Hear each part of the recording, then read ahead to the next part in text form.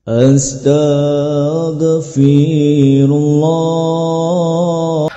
Bismillahirrahmanirrahim. Assalamualaikum warahmatullahi wabarakatuh. Alhamdulillah wassalatu wassalamu ala rasulillah wa ala alihi wa sahbihi wa mawalah wa la hawla wa la quwata illa billahi wa ba'du. Alhamdulillah, segala puja dan puji hanya milik Allah subhanahu wa ta'ala. Salawat dan juga salam kita hadiahkan kepada Rasul kita Nabi besar Muhammad sallallahu alaihi wa ala alihi wasallam. Ma'asyiral muslimin wal muslimat rahimani wa rahimakumullah. Alhamdulillah, di malam hari ini kita bisa duduk-duduk kembali untuk bertalabul ilmi di taman-taman surga ini. Tak lupa salawat dan juga salam tentunya tetap kita hadiahkan kepada Rasul kita Nabi besar Muhammad sallallahu alaihi wa ala alihi wasallam.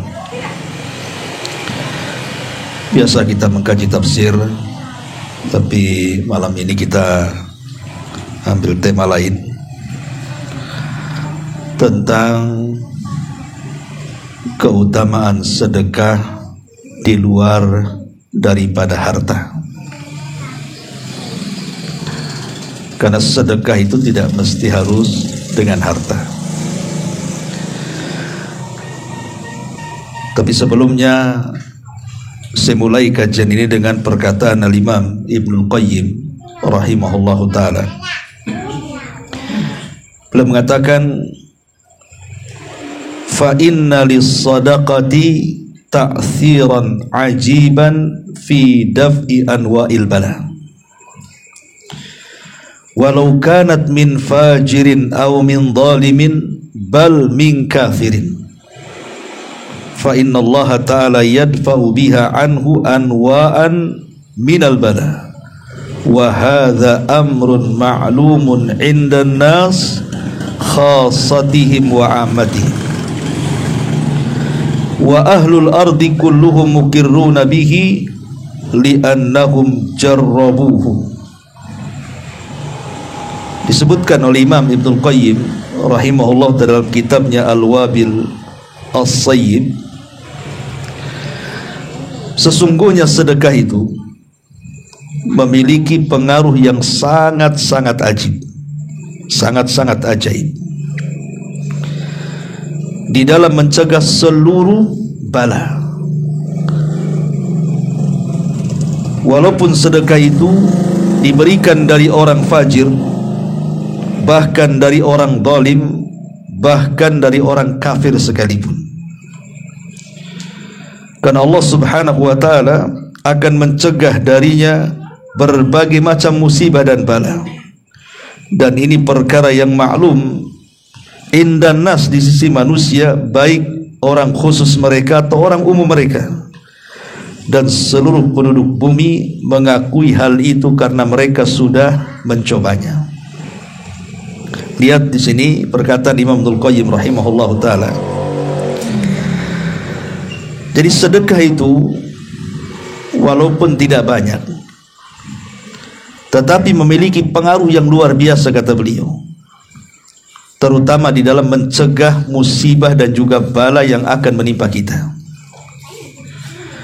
Walaupun sedekah itu diberikan dari orang fajir sekalipun, bahkan dari orang zalim, bahkan orang kafir sekalipun, kalau mereka bersedekah, maka mereka tidak akan disentuh bencana. Apalagi orang muslim, orang kafir saja kalaupun mereka bersedekah, maka tidak akan ada bala kepada mereka. Maksudnya di dunia ya. Kalau di akhirat kan lain lagi, orang kafir masuk neraka. Maksudnya manfaat sedekah di dunia itu luar biasa. Makanya Nabi SAW mengatakan, Sonai'ul ma'ruf taki masari asu. Semua perbuatan baik termasuk dalamnya sedekah, itu bisa mencegah hal-hal yang buruk yang akan menimpa kita. Jadi kalau seandainya orang ini mau jatuh, tidak jadi jatuh karena sedekahnya. Mau ditabrak, tidak jadi tertabrak karena sedekahnya. Mau sakit, tidak jadi sakit karena sedekahnya. Dan begitu seterusnya. Itulah kehebatan sedekah sebenarnya. Yang ini kadang-kadang orang tidak paham. Bahkan siapa di antara kita yang tidak ingin dihindarkan dari kemurkaan Allah Subhanahu wa ta'ala? Pasti kita ingin terhindar dari kemurkaan Allah. Sebab kalau Allah murka, kalau Allah marah dengan kita, tentu Allah bisa saja menimpakan apapun kepada kita. Lah sedekah ini bisa meredamkan kemarahan Allah. Kata Nabi SAW, sadaqatus sir tudfi'u ghadabar Rabb. Bahwa sedekah yang dilakukan tidak terang-terangan itu bisa memadamkan kemurkaan Allah.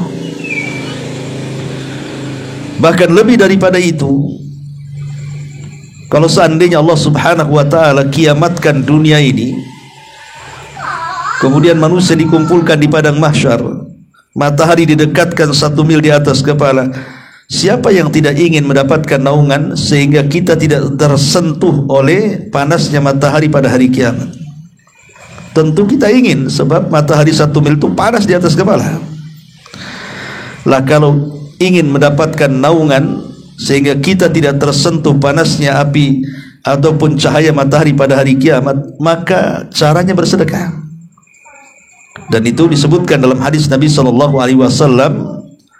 al-mar'u, seseorang itu, fi dhilli sadaqatihi yaumal qiyamah, akan mendapatkan naungan dengan sedekahnya pada hari kiamat. Jadi di atas kepalanya ada sedekah. Sedekah akan datang, kemudian akan menaungi di atas kepala kita.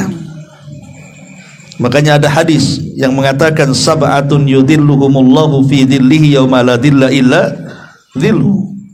Ada 7 kelompok yang akan mendapatkan naungan arsy di hari yang tidak ada naungan kecuali naungan Allah. Salah satunya apa? Rajulun tasaddaqa biyamini. Seseorang laki-laki yang berinfak dengan tangan kanannya, tangan kirinya tidak tahu.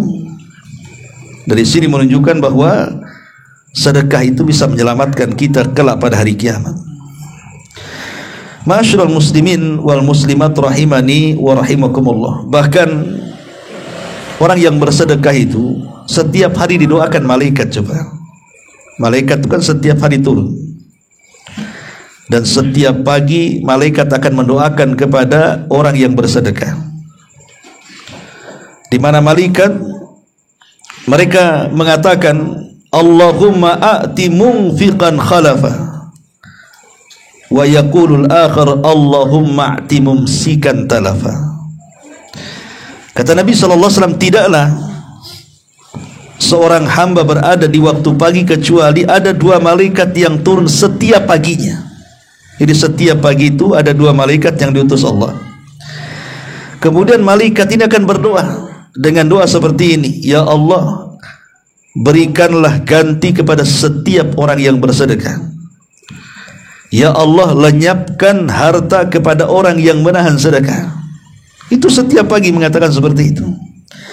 Berarti kalau seandainya setiap pagi kita bersedekah, berarti setiap hari kita didoakan para malaikat. Ma'asyiral muslimin yang dimuliakan Allah Azza wa Jalla. Bahkan kalau seandainya seseorang itu punya sakit, sudah ke rumah sakit sana, ke rumah sakit ini, dokter sana, dokter sini, semuanya angkat tangan tidak sanggup untuk mengobatinya, maka coba dengan sedekah. Karena Nabi SAW mengatakan, dawau mardakum bisadaqah, obati orang sakit kalian dengan sedekah. Tapi tentunya bukan semata-mata kita sedekah kemudian diniatkan untuk kesembuhan, bukan begitu maksudnya. Tetap sedekah itu didahulukan ikhlas mencari ridha Allah, kemudian dari harta yang terbaik, kemudian untuk menyenangkan orang-orang susah, lebihnya kita berdoa mudah-mudahan dengan sedekah ini menjadi obat bagi penyakit saya, atau mungkin penyakit orang tua saya, atau penyakit saudara-saudara kita. Ya, intinya bahwa kalau cerita sedekah ini banyak keutamaannya. Tetapi yang ingin saya jelaskan di malam hari ini, apakah sedekah itu mesti dengan harta? Rupanya tidak. Tidak harus sedekah itu dengan harta. Saya akan bawakan beberapa hadis yang luar biasa berkenaan dengan hal ini. Hadis yang pertama dikeluarkan Imam Muslim. Hadis daripada Abi Dzar Al-Ghifari radhiyallahu an. Di zaman Nabi SAW, jadi orang-orang miskin itu mereka cemburu dengan orang-orang kaya. Enak kali orang kaya itu katanya. Mereka sholat sama dengan kita, puasa sama dengan kita, ibadah sama dengan kita. Mereka pula dilebihkan pahalanya dengan harta mereka yang kami tidak bisa melakukan, mereka bisa melakukannya. Mereka bisa haji dengan hartanya, mereka bisa kurban dengan hartanya, mereka bisa membantu orang susah dengan hartanya. Loh, kami orang susah. Jadi mereka cemburu. Mereka datang kepada Nabi SAW mengadukan seperti itu. Maka Nabi SAW kemudian memberikan ketenangan kepada orang-orang miskin yang cemburu dengan orang kaya. Apa kata Nabi SAW? Awalaysa qad ja'alallahu lakum ma yatasaddaqun. Inna lakum bikulli tasbihatin sadaqah wa kulli takbiratin sadaqah wa kulli tahmidatin sadaqah wa kulli tahlilatin sadaqah wa amrin bil ma'rufi sadaqah wa nahyin anil munkari sadaqah wa fi bud'i ahadikum sadaqah. Qalu ya Rasulullah, ayati ahaduna syahwatahu wa yakunu lahu fiha ajrun? Qala ara'aytum law wada'a fi haramin akana alaihi wizrun fakadzalika idza wada'a fil halal kana lahu ajrun. Apa kata Rasulullah? Bukankah Allah Subhanahu wa taala sudah menjadikan banyak hal untuk kalian sedekahkan, tidak mesti dengan harta, kata Rasul. Kemudian Rasul mengatakan, bukankah setiap tasbih kita mengucapkan subhanallah, subhanallah, subhanallah, ini terhitung sedekah. Kemudian ucapan takbir, Allahu Akbar, Allahu Akbar, Allahu Akbar, itu juga sedekah. Alhamdulillah, Alhamdulillah, itu juga sedekah. Termasuk ucapan tahlil la ilaha illallah, la ilaha illallah, itu sedekah. Termasuk kita ini mengajak manusia kepada kebaikan, mencegah manusia dari keburukan, itu semua sedekah. Dan termasuk juga seorang suami melakukan hubungan dengan istrinya juga sedekah. Seorang sahabat bertanya, kok bisa seorang laki-laki berhubungan dengan istrinya dianggap sedekah? Maka Rasul mengatakan, ya, sebab kalau seandainya berhubungan dengan yang bukan istrinya tentu berdosa.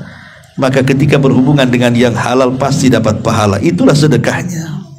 Ya. Lihat bagaimana Nabi SAW memberikan solusi bahwa sedekah tidak harus dengan harta. Bagi kita yang diuji oleh Allah Subhanahu wa taala kefakiran, ketidakmampuan untuk bersedekah dengan harta, ada cara sedekah yang lain maksudnya. Ya, seperti hadis Rasul ini, memperbanyak zikir kepada Allah Azza wa Jal, baik tasbihnya, takbirnya, tahlilnya, tahmidnya, atau umpamanya mengajak manusia kepada kebaikan, ngajak sholat, kan gitu ya, ataupun ngajak berbuat baik, bersilaturahim, ngajak ngaji, dan begitu seterusnya. Itu kan sedekah tuh. Atau kalau melihat kemungkaran, kita kemudian ingkari, itu juga sedekah. Jadi pintu-pintu sedekah itu banyak. Ini hadis yang pertama, hadis dari Abi Dzar Al-Ghifari radhiyallahu anhu. Hadis yang kedua dikeluarkan Imam Bukhari dan Muslim. Hadis dari Abi Hurairah radhiyallahu anhu.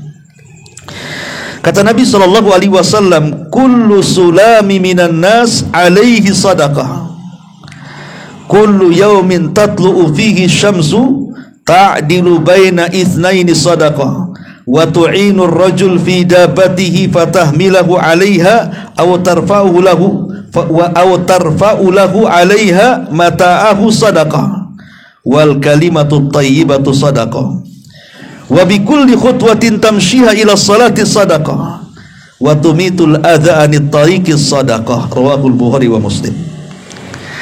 Kata Nabi SAW, setiap persendian dari manusia itu ada sedekahnya. Berapa jumlah persendian kita? 360 persendian.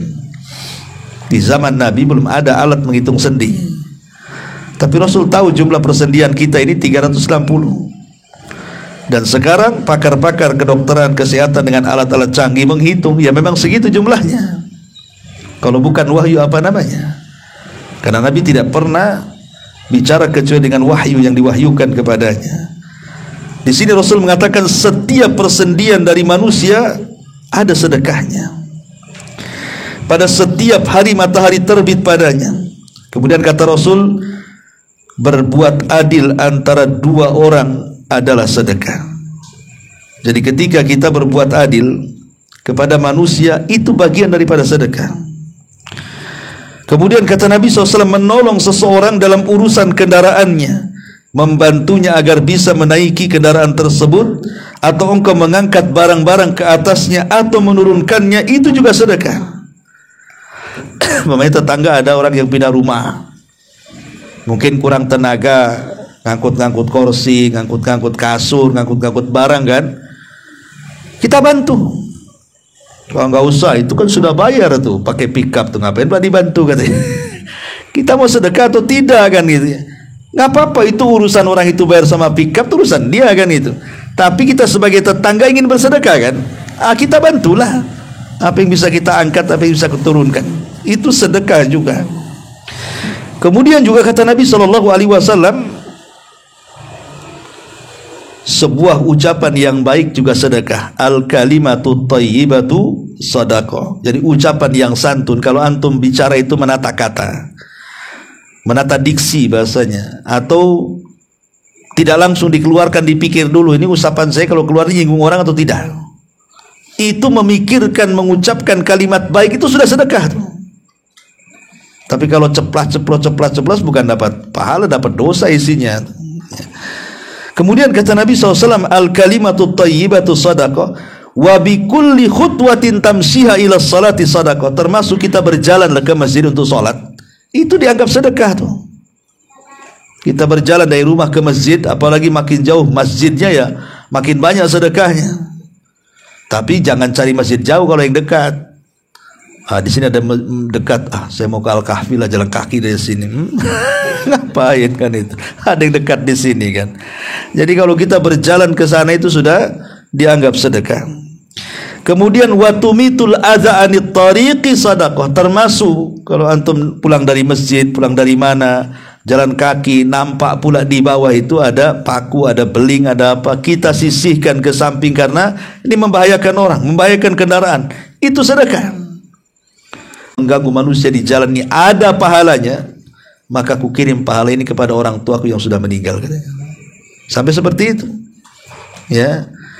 Karena kita tahu bahwa pahala atau transfer pahala kepada orang mati itu yang disepakati tidak ada khilaf adalah apa? Sedekah. Doa dan sedekah itu pasti sampai. Kalau ingin ngirim pahala sama orang yang sudah meninggal, yang disepakati tidak ada khilaf ulama adalah doa dan sedekah. Jadi makanya kemudian Rabi ibn Haytham mencontohkan seperti itu tuh. Maka ketika dia mengambil beling atau paku disisihkan, dia mengatakan, ya Allah, kalau ini ada pahalanya, katanya, aku mau kirimlah pahala ini untuk kedua orang tuaku yang sudah meninggal. Kan enak tuh ya. Coba antum jalan kaki dari sini kemana gitu kan, kan banyak paku di jalan tuh, sisihkan aja kan. Mau lo Ustaz, nanti dianggap pemulung pula, katanya. Ya kalau begitu kapan lah antum ini? Celakanya sekarang ini bukan membuang hal-hal yang mengganggu di jalan, sengaja diletakkan hal-hal yang ganggu di jalan. Seperti apa? Polisi tengkurap tuh. Kadang-kadang kalau landai masih mending. Saya pernah itu naik sedan tuh ke daerah Bengkong sana, polisinya tinggi-tinggi. Sampai akhirnya ketika kita udah pelan-pelan padahal itu kena juga. Jadi kayak timbangan akhirnya. Macet di jalan di tengah-tengah, polisi tidur itu. Mau maju nggak bisa, mundur pas di tengah-tengah. Saking tingginya sampai diganjal kayu. Ini dosa sosial namanya ini. Orang disuruh menghilangkan gangguan di jalan, diganggu pula di jalan. Ya kalau memang harus buat tidur yang bagus, yang landai kan itu ya, supaya orang nggak celaka jadinya. Itu mencelakakan orang namanya. Ya. Ma'asyiral muslimin wal muslimat rahimani wa rahimakumullah. Ini hadis yang kedua. Hadis yang ketiga. Hadis dari Abi Dzar juga radhiyallahu an, dan disebutkan dalam silsilah ahadits as-sahihah, artinya disahihkan oleh Syekh Albani rahimahullah taala. Kata Nabi sallallahu alaihi wasallam, "Laisa min nafsi ibni Adam illa 'alaiha sadaqah fi kulli yawmin tala'at fihi syamsu." Tidak ada satupun jiwa anak keturunan Adam melainkan wajib bersedekah pada setiap hari ketika terbit matahari. Kemudian kata para sahabat, "Ya Rasulullah, wa min aina lana sadaqah natasaddaqu biha?" Sahabat mengatakan, "Wahai Rasul, dari mana kami mempunyai harta untuk kami sedekahkan? Kami tak punya harta. Kalau setiap hari kami sedekah itu, dari mana sedekahnya?" Maka setiap pagi harus bersedekah, kata Nabi. Kata sahabat, "Dari mana duitnya?" Ya. Kalau sekali-kali mungkin bisa, kalau setiap hari kan itu ya. Karena di otak para sahabat itu dipikirnya sedekah dengan uang. Kalau setiap hari mengeluarkan uang setiap pagi, siapa yang sanggup? Jadi mereka bertanya kepada Rasulullah, dari mana caranya kita bersedekah wahai Rasul? Khairi lakatsira, banyak, tidak mesti dengan uang. Kata Rasul adza anit tariq alaihi wasallam, setelah menyebutkan pintu-pintu sedekah itu, orang tuli juga sedekah. Engkau memberi petunjuk kepada orang yang buta, itu sedekah. Karena baik sedekah harta atau sedekah yang lainnya yang sifatnya menolong orang miskin, bukan orang miskin butuh dengan kita. Karena setiap dia itu sama orang miskin itu, ya, bukan orang miskin yang berterima kasih kepada dia. Karena sebab orang yang bersedekah itu tidak mungkin fakir, tidak mungkin miskin. Jadi ketika kita membantu orang itu, hakikatnya kita yang butuh dia, bukan dia yang butuh kita. Kemudian kita datang, kita tolong, kita yang berhajat sama dia sebenarnya. Dengan ala kulli muslim sadaqah. Qalu fa illam yajid, wajib bagi setiap muslim itu untuk bersedekah. Kemudian beberapa orang bertanya kepada Rasulullah, jika kita tidak mampu wahai Rasul, apa yang harus kami lakukan? Maka Nabi SAW mengatakan, maka boleh dengan menolong orang yang sedang membutuhkan pertolongan. Tidak harus mesti uang, kita menolong. Wahai Rasulullah, bagaimana kalau tidak kebenaran atau mengatakan sesuatu yang jujur untuk berbuat kejelekan, karena hal itu adalah sedekah. Artinya kalau seandainya kita tidak sanggup, maka puncaknya adalah itu sedekah. Mau ngadu domba tak jadi, ngadu singgung, akhirnya tak jadi, balikan lagi di garasi dia. Pasukan kan namanya suara pasukan ketika berjalan itu kan menggetarkan. Mendengar ucapan ketua semut itu, apa dalam Quran? Ya senyum dengan orang lah kan itu, ya, tapi senyum dengan basaru kali rajuli ar-radi al-bas al-dalwika fi dalwi akhika laka sadaqah. Bahkan Nabi SAW mengatakan, yusbihu ala kulli sulami, persendian salah seorang di antara kalian, di antara kan mencegah orang dari kemungkaran. Tidak perlu antum melakukan itu semuanya. Hal-hal yang dianjurkan untuk sedekah. Berarti kalau seandainya kita simpulkan dia sedang kemalangan, anggaplah ketabrak, patah kakinya, kita datang pula, kau punya utang, mana? Dia lagi betul dia punya utang sama kita, tapi lihat-lihat kan orang lagi kecelakaan. Justru kalau bisa kita datang, ya sudahlah, saya ikhlaskan utang saya, pakailah untuk berobat tuh kamu, kan senang dia akan jadinya kan. Jadi kalau bisa itu menyenangkan orang lain dengan lisan kita, dengan ucapan-ucapan yang indah juga bagian daripada sedekah. Ma'asyiral muslimin yang dimuliakan Allah Subhanahu wa taala, maka intinya bahwa sedekah itu tidak mesti dengan harta. Banyak perkara-perkara yang di luar harta sudah dianggap sedekah, dan kita mendapatkan pahala sedekah sama dengan pahala orang bersedekah dengan harta yang luar biasa yang sudah saya jelaskan tadi. Di antaranya bahwa orang yang bersedekah itu akan diselamatkan dunia dia dan akhirat dia, akan mendapatkan hidayah, kelapangan dada, bahkan kuburannya juga akan didinginkan, bahkan sampai di akhirat dia akan dinaungi. Bahkan kelak di pintu sorga ada namanya babus sodakoh, pintu khusus orang yang bersedekah.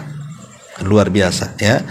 Ini diantara nasihat yang ingin saya nasihatkan di malam hari ini. Tidak banyak dan ringan ya masalahnya.